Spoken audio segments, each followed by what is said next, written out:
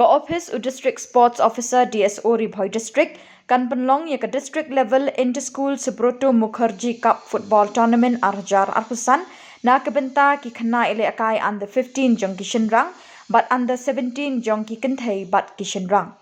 Na kaliang ka office jong district sports officer DSO ri Bhoi district kila pentep bagi school ki bakwa bani shimenta hakani kelumpung kila banyo ki form na ka office u DSO ri Bhoi district ha ka por long tray bat ka tarik ka bakhat du ban penpoi ki form kan dei ha ka khat khandai tarik jemang arjar arpusan bat ka screening kan long ha ka arpway bat arpu ar tarik jemang arjar arpusan.